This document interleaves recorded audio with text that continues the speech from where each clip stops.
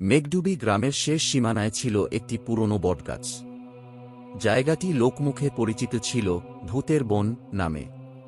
শোনা যেত সন্ধ্যার পর থেকে সেখানে কেউ গেলে আর ফিরে আসত না।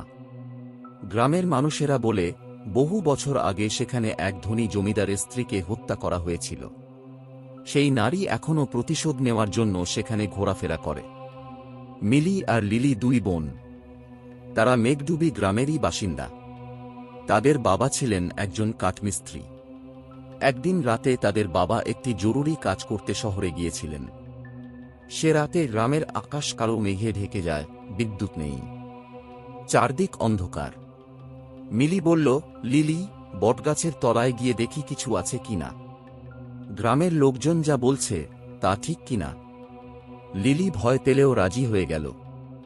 বোনের জেদের কাছে হার মানা কঠিন ছিল। দুই বোন হাতে মাটির প্রদীপ নিয়ে বের হল। পথে গ্রামের কিছু মানুষ তাদের সাবধান করল, কিন্তু তারা শুনল না। গভীর রাতে তারা পৌঁছাল সেই বটগাছের কাছে। বাতাসে যেন কান্নার শব্দ ভেসে আসছিল। লিলি একটু কাঁপতে কাঁপতে বলল, মিলি, মনে হচ্ছে আমরা ফিরে যাই। মিলি সাহস দেখিয়ে বলল, ভয় পাচ্ছ কেন?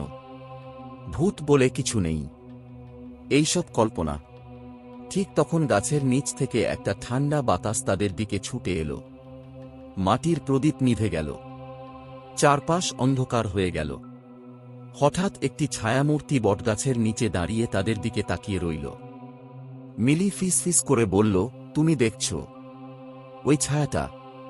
লিলি ভয় পেয়ে বলল, চল ফিরে যাই, এটা ভুল ছিল। ঠিক তখন ছায়ামূর্তিটি কথা বলল। তার কণ্ঠ ছিল গভীর এবং রহস্যময়। তোমরা এখানে কেন এসেছ? কেউ এ জায়গায় আসে না। মিলি ভয় পেয়ে বলল, আমরা শুধু দেখতে এসেছি, আমরা চলে যাচ্ছি। ছায়াটি হাসল, যাওয়ার দরজা বন্ধ। এখন তোমাদেরও আমার সঙ্গী হতে হবে। দুই বোন পালানোর চেষ্টা করল, কিন্তু তাদের পা যেন মাটিতে আটকে গেল। গাছের শেকড় উঠে এসে তাদের পা আঁকড়ে ধরল। ছায়াটি ধীরে ধীরে কাছে আসতে থাকল। লিলি কান্নায় ভেঙে পড়ল, আমাদের ছেড়ে দাও, আমরা কিছু করিনি। ছায়াটি চিৎকার করে উঠল, আমারও কিছু দোষ ছিল না, আমাকে এই গাছে ঝুলিয়ে মারা হয়েছিল। এখন সবাইকে আমার সঙ্গে মরতে হবে। দুই বোন চিৎকার করে উঠল, কিন্তু তাদের কেউ শুনতে পেল না।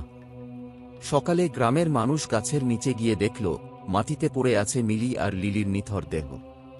তাদের চোখ দুটি খোলা ছিল, যেন তারা কোনো ভয়ঙ্কর দৃশ্য দেখেছে। এই গল্প মেঘডুবি গ্রামের ইতিহাসে একটা চিরস্থায়ী ভৌতিক রহস্য হয়ে রয়ে গেল।